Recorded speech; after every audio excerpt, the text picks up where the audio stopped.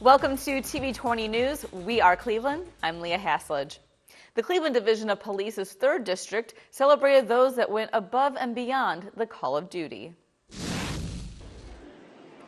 The awards ceremony was held at the Fatima Family Center. Cleveland Mayor Frank Jackson welcomed the crowd and congratulated the honorees. This is one of the programs that everyone likes. They like it because we are recognizing people for work that they've done. And as was mentioned by the commander, sometimes you don't get that recognition or it goes unnoticed. So again, a welcome and thank you for your willingness to serve and thank you for the work that you do. Cleveland Police Chief Calvin Williams also offered his thanks and congratulations to the men and women in blue and the citizens on their awards. I want to congratulate the award recipients, both police officers and civilians. You guys do a great job in protecting and serving. As the mayor said, it's not for everybody, but those who do it and do it well, are to be commended. And we're here tonight because a lot of you in this room have served this city and served it well. After their stories of heroism were read, the officers involved came up to accept their award and pose for a photo. For their assistance to law enforcement in helping to stop crimes, 4 citizens were awarded the Citizen Award pin for their bravery. Cleveland Municipal Court Judge Suzanne Marie Sweeney held a ceremony of achievement for those sentenced through her court to community service. Most people who appear in front of Judge Sweeney face minor community nuisance charges. Instead of jail time, Sweeney says she tries to help them instead. Instead of giving those particular people 3 hots in the cot, giving them credit for time served and letting them out, we asked, what is it that you need in your life? What help do you need? And by doing that, many people knew that they needed to stop drinking. Maybe their liver was giving them problems, or they were losing their family by using drugs or alcohol. They needed a job. Judge Sweeney assembled a team of counselors, career specialists, and caseworkers to offer help as the people were working to fulfill their community service hours. Those who received their certificates of achievement at the ceremony had words of thanks for the judge. This is the best program I've ever been involved in, because when you think there's nobody who believes in you, this program believes in you and they work with you and they make sure that you're getting, what needs to be done, taken care of. Judge Sweeney closely monitored the progress of those in the community court program. She said that on any given day, she would show up while they were doing their community service hours, pull up her sleeves, and get busy. I would never ask someone to do work that I myself was not willing to do. And in my community, at least every year, and sometimes more often, I pick up the trash on Lakeshore Boulevard. I keep my neighborhood clean. Cleveland Municipal Housing Court Judge Ron O'Leary held another one of his popular and informative clinics. Cleveland Municipal Court Housing Judge Ron O'Leary held another one of his informative sessions, but this time it wasn't for renters and owners, it was for landlords. The clinic gave current and new landlords advice about how to run their rental properties and their legal rights when dealing with tenants. What does owner mean? Owner means owner, a land contract buyer who's not the owner yet, a mortgagee who's got a mortgage but they're not the owner, a receiver who's not the owner, or another person directly in control, which could be your tenant. And so really what the ordinance should say is responsible party, not owner, but substitute in responsible party. And then you see that obviously the building code, the health code, all the city codes, they're aimed at the person who's in control of the problem. The 3-hour seminar was free to those who registered and dealt with topics including leasing agreements, landlord responsibilities, rent, and evictions. Our function on the move-outs, when we get there, is we manage the move-out process. We supervise it. We aren't really actively involved. We fulfill the court orders and the judgments, restore the property back to you, the owner. The Northeast Ohio Regional Sewer District held their annual open house and Clean Water Fest. We asked Sewer District employees about the day's festivities.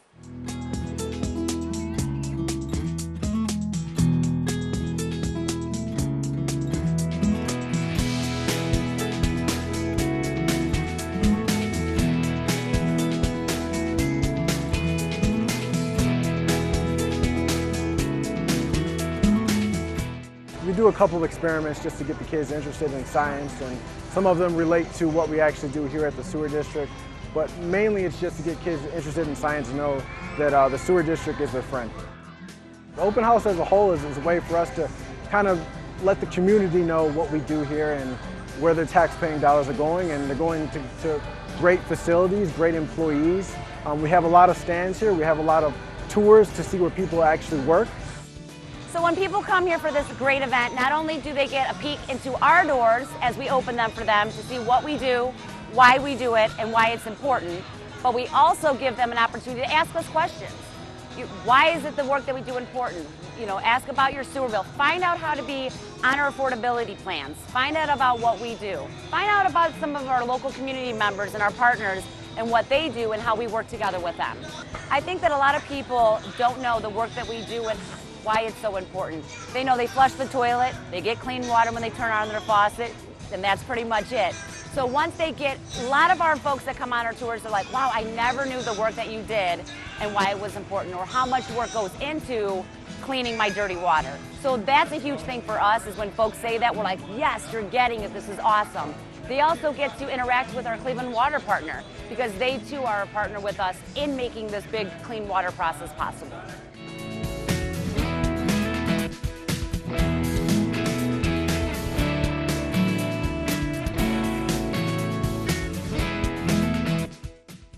For more information on the Northeast Ohio Regional Sewer District, visit neorsd.org. To further its mission on becoming a thriving green city on a blue lake, the City of Cleveland installed its first charging station for electric cars. Willard Park Garage, which is connected to Cleveland City Hall, officially has its first EV charging station installed. The station resembles a skinny gas pump and can charge a car fully in 30 minutes. So we wanted to install what is called as a level 2 electric vehicle charging station that could provide charging to fleet cars that would be able to charge the car faster than just plugging it into a wall outlet. So we wanted to start somewhere. We wanted to lead by example. And so for city operations, we knew we had a few electric vehicle cars such as at the airport, but we also wanted to prove that we can start somewhere by creating a charging station set up at the Willard Garage. The Willard Garage being at City Hall, we felt it was iconic to start from there. Hopkins International Airport brought over their electric car to help dedicate the car charger. Bo Williams, environmental project coordinator for the airport, says having an electric car at the airport just makes sense. This vehicle is perfect for the airport because we have a 1 square mile campus. Most people drive between 5 and 25 miles a day, and the range on this is anywhere from 75 to 100 miles, depending on how you drive it, how much air conditioning, heating you're running. So we can drive this probably 2 days without charging and have 0 emissions from the exhaust port. Matt Gray, chief of the Mayor's Office of Sustainability, noted the numerous benefits for having an electric car. It's really good for the planet. Right, this is actually reducing emissions compared to a lot of the cars and vehicles you see on the road. It's good for people, right? This actually gives them more transportation options. There's less emissions in the air. The air quality improves when we move to electric vehicles. And it's good for profit. I mean, people want these vehicles. So from an economic development perspective, you see more and more cities moving this direction because it is good for the economy. To officially dedicate the new vehicle charger and to bring Cleveland into the age of electric transportation, Cleveland's Chief Operating Officer Darnell Brown connected the car to the charging station. Brown, who has never used an electric car before, said charging the car was a breeze. It's like any other, I would say, electrical device that you might plug in. There's an adapter that's mounted on the wall. You have a release, you push it, and you plug it in. It's almost idiot-proof. You can't put it in the wrong way. So, will the City of Cleveland be purchasing more of these electric cars? We've just made a commitment as of this week for the city fleet to purchase 3 electric vehicles through a climate commitment joining 18 other cities nationwide. So that was just announced this week. And so we are showing that we are really leading by example, not only by putting level 2 charging stations in, but actually by committing to procure electric vehicles. Currently, the charging station is for city vehicles only, but there are plans in place to install some for consumer use. Volunteers came together to restore the home at the corner of West 125th and Milligan Avenue in Ward 16. At the dedication ceremony, we met the new home's recipient, Kimberly Lewis, and got her reaction of the new home. I wonder, I got my own home that I can, I've been blessed today. You know what, it's one of the best feelings you get as a councilman, knowing that you've got somebody coming in here who's going to have stable housing. They put their own time into the effort into the house themselves, and she couldn't be happier, and neither could we. Both Councilman Casey and Kimberly expressed their gratitude for Habitat for Humanity. We couldn't say enough about Habitat for Humanity.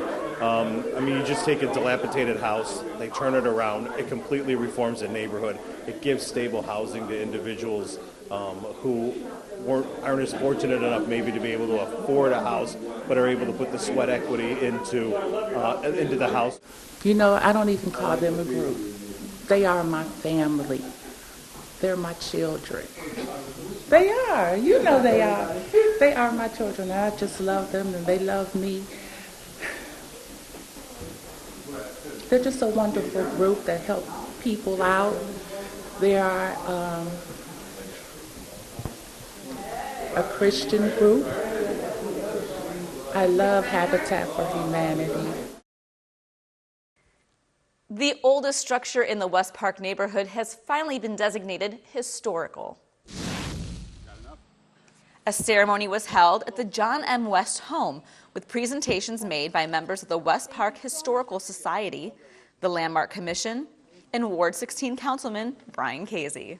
John West, when he built this thing, he built it as a fortress. I mean, this thing isn't going anywhere, and it's withstood over 100 years of city Cleveland weather, and you can tell that it's still in great condition for being as old as it is, and it's one of the oldest structures in the city of Cleveland.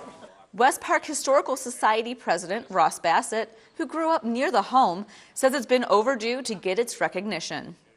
In the 1950s, 60 years ago, I grew up a couple blocks from here, and my mother brought me to this house, and it just, when she started talking history, it kind of piqued my lifelong love of history, because I was just a little kid, and she drove past here to show me the West home. And ever since that day, for 60 years, I've been driving by it, and today, for the first time, I got to actually go into it. You know, the house has been historic for 50 years, so you could say 50 years ago it should have been designated as an historic building. Sometimes it just takes time, but finally it did happen, so that's what we're happy with. Dave and Taffy Pavlik owned the home from 1980 to 2013, and we're glad to be a part of the designation. Years ago, we wanted to have it made into a historic landmark, and the councilman at that time wasn't interested in it. I think it's really great that Councilman Casey has taken an interest in the neighborhood and wants to, keep the history alive, because it is so important to the neighborhood. I would really, really like to go back and look at the history of the family that lived here, John West, and it's just awesome. And I'm so glad that they're making it an historical home. Last week at Cleveland City Council meeting, they approved the hiring of an outside consultant to develop a new master plan for Cleveland Hopkins International Airport.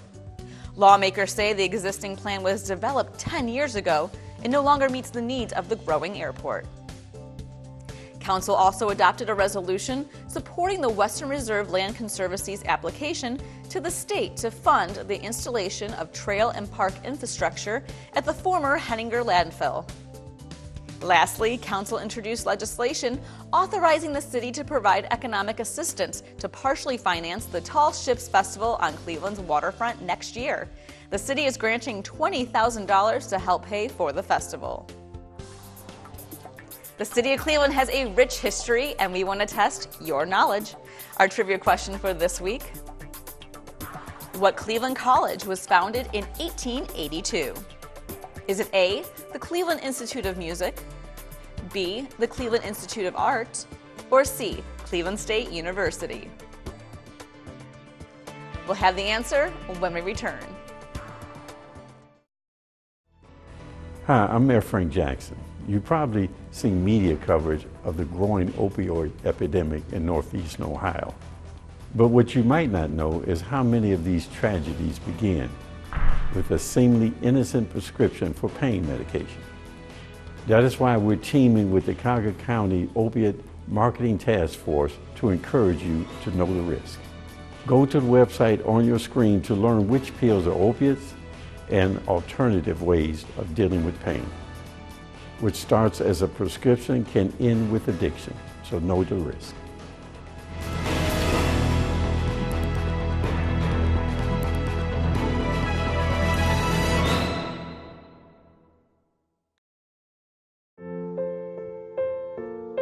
This is why you took a second job. While you taught yourself how to fix the plumbing. While you'll do whatever it takes to keep your home. And that is why we want to help. We are making home affordable, a free government resource that can make paying the mortgage easier. Call 888-995-HOPE today. Welcome back to TV20 News. We are Cleveland. I'm Leah Haslage. Our trivia question for this week. What Cleveland College was founded in 1882? Is it A, the Cleveland Institute of Music, B, the Cleveland Institute of Art, or C, Cleveland State University? The answer is B, the Cleveland Institute of Art, which was founded in 1882 as the Western Reserve School of Design for Women. After becoming co-educational, it was renamed the Cleveland School of Art in 1892. The City of Cleveland celebrated Hispanic Heritage Month with a program in the rotunda of Cleveland City Hall.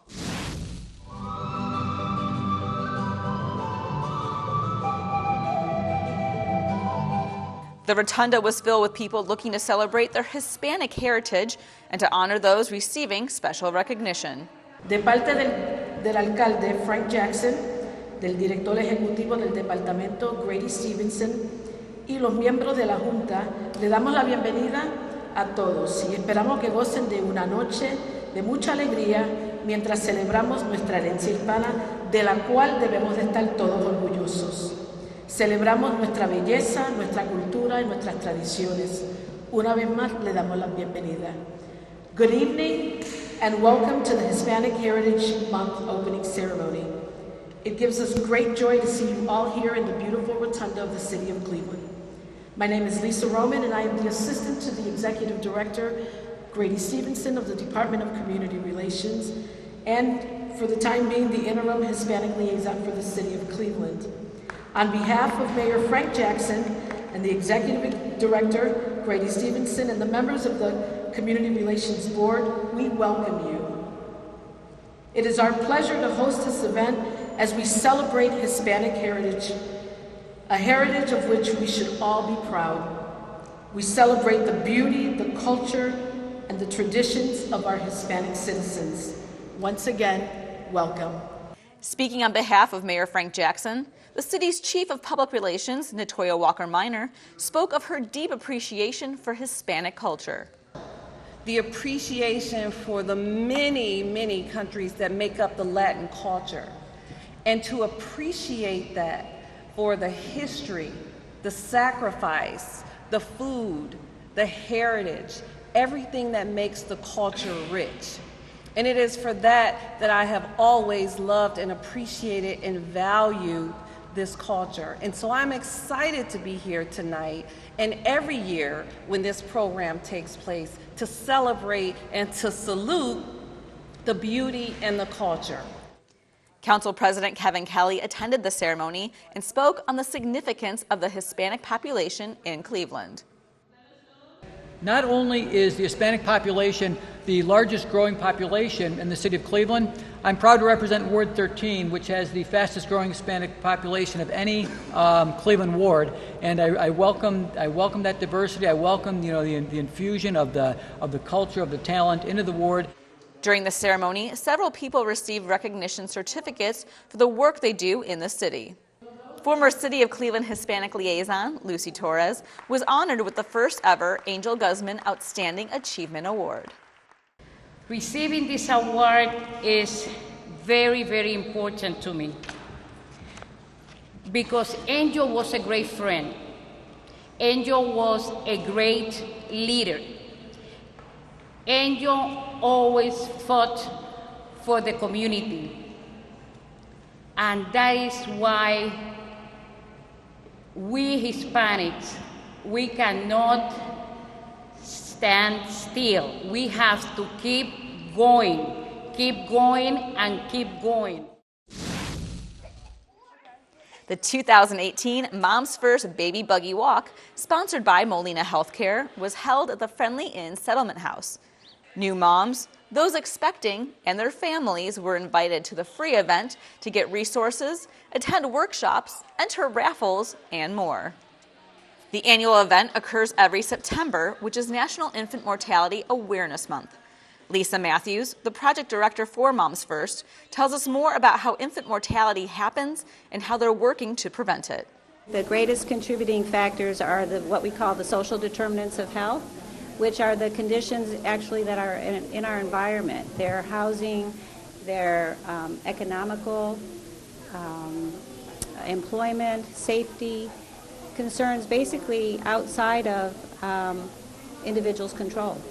Infant mortality in the city of Cleveland is quite honestly at an unacceptable rate. African American babies are dying at a rate 2.75 times greater than white babies are in our community. So we're here today to get information, first of all, to make the community aware that infant mortality is a problem in the community, because once they're aware, then they're able to do something about it. And secondly, to provide resources and support for them to help them have a healthy pregnancy and a healthy baby, and then to take that information and share it with their family and friends. The event host site, Friendly Inn Settlement House, offers a wide array of programs and opportunities. We have something for everyone, from preconception to I don't know what age.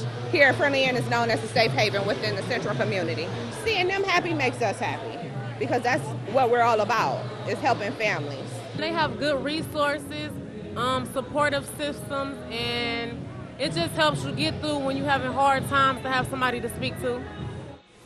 The community is everything. The community needs to come together to be aware of the problem and address the problem. We can't fix it for the community. The community is an active participant. So this is to engage people, to educate people, to help them take an active role in preventing infant mortality. And we're very happy to have the sponsorship of Molina Healthcare. They are our sponsor this year, launching their diaper bank. So everybody that comes today is going to walk away with free diapers. For more information on Moms First, visit momsfirst.org or call 216-664-4194. The Cleveland Cultural Gardens Federation held their 73rd annual One World Day Festival. It was a beautiful, hot, sunny afternoon as people gathered along a stretch of Martin Luther King Boulevard, waiting for the parade of flags to march through the center of the Cultural Gardens. Groups representing the countries found in the gardens came down MLK showcasing their flags, their colors, and their heritage. Wow, this is a beautiful group. Their garden was dedicated in 1934 with the planting of an elm tree from Poland. And of course, Poles were one of Cleveland's largest nationality groups in the 20th century. Some arrived earlier, all are welcome. Beautifully dressed and attired, the Polish garden. After the parade of flags, the crowd gathered at the Serbian Gardens for a special ceremony. Dr. Whale Curry, president of the Cleveland Cultural Gardens Federation, welcomed everyone to One World Day. One World Day is a celebration of the best in Cleveland, a festival of diversity and culture, a message of peace and harmony among the people. Our Cleveland Cultural Gardens motto, peace through mutual understanding. Peace through mutual understanding. Speaking on behalf of Mayor Frank Jackson, Alex Lackey, Cleveland's coordinator of international affairs, presented Dr. Curry with a proclamation. One World Day is a long-standing tradition that allows us all to come together and really reflect on the phrase, peace through mutual understanding. the Cultural Garden's motto. This is a day where we not only celebrate our cultures, but learn about many other cultures than our own. These gardens represent our people and their diverse heritage that make up the unique fabric of Cleveland. The highlight of the ceremony came when United States Magistrate Judge Jonathan Greenberg naturalized a group waiting to become new American citizens. Soon you will become citizens of the greatest country in the world. We will all be fellow Americans, all equal. You have come here to make a better life for yourselves and for your families, just like my relatives and everyone else in this country before you. We're all proud of you this day and for your commitment to this country. The second annual Cleveland Eats Tri-C Culinary Festival was held on Mall B in downtown Cleveland. The Dean for Tri-C's hospitality program, Michael Huff, tells us how the Foodie Paradise event came about. This is an event that was the brainchild of several of the top chefs in the city.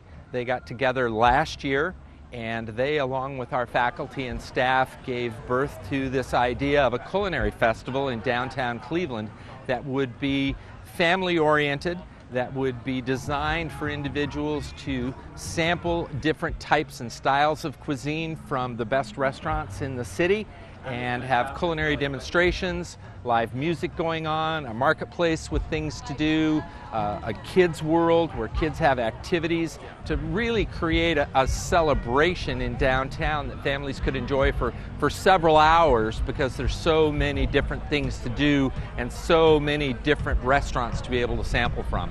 The hospitality program at Tri-C is a 2-year degree program that actually has 3 areas of concentration.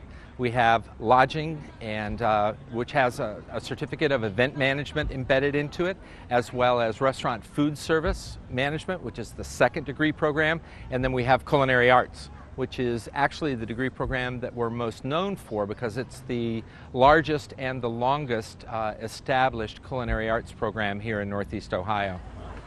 Chef de cuisine for Restaurant Table 45, Zachary Bond, tells us what makes this event so special. Because it's Cleveland. We love this city. We love the melting pot of it. We love the blue-collar aspect of Cleveland. We love everybody coming together and kind of building up our community. You go to communities across the country and everybody's doing this, and we need to all be involved. We all need to show our faces. We all need to show our food, our influence on what we do as a living to make the city what it is. Cleveland resident Jonathan Wilson came back to Cle Eats for a 2nd year in a row thanks to a special connection. My mother works for Tri-C, so we came last year and she made sure that she sent me the Facebook invite to come back down this year. And I'm a big foodie, so I like to taste and sample different things, so that's what brought me here. And my company has a booth out here too, so that's pretty cool too. For more information on Tri-C's hospitality program, visit tri-c.edu/hospitality. And to learn more about Cleveland Eats, visit cleveland.eats.com.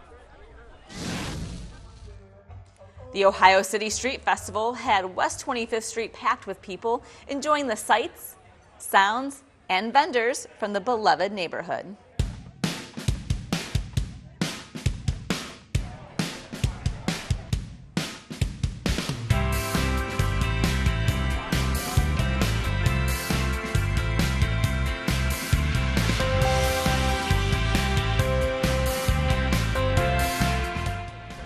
The one-day event is hosted by the community development nonprofit, Ohio City Incorporated.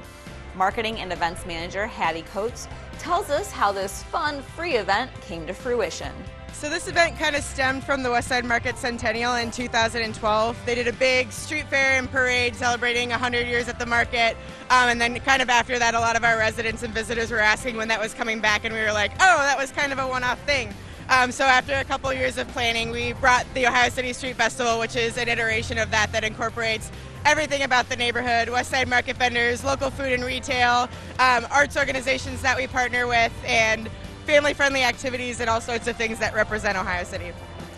Executive Director Tom McNair explains what Ohio City Incorporated is and how it assists its residents. Ohio City Incorporated is a local nonprofit community development corporation in charge of the revitalization of Ohio City. This is a neighborhood with nearly 10,000 residents, over 300 local small businesses, and so we do a variety of things to help ensure that everyone benefits from what's happening in this neighborhood. From running a full-service recreation league for over 1,000 kids across the near west side at every income level, to tremendous events like this that Hattie makes a reality, helping small businesses open and thrive, and ensuring that everyone has a great quality of life here.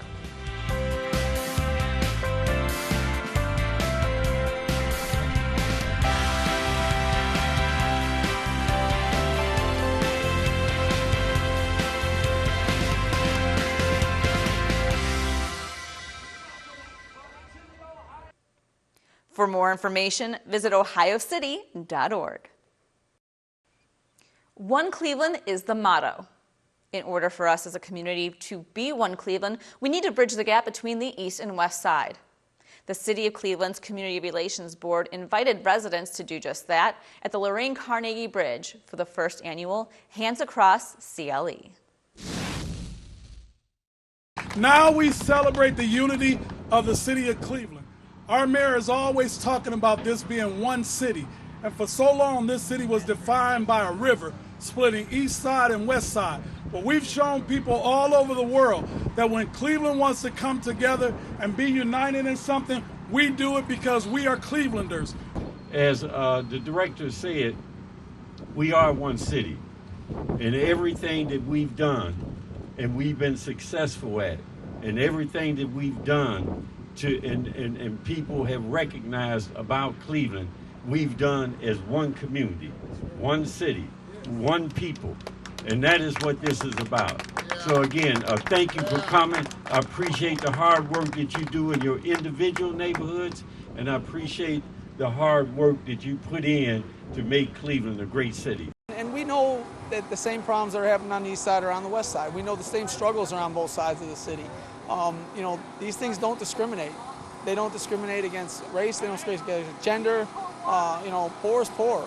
Hungry is hungry. And bad decisions are bad decisions.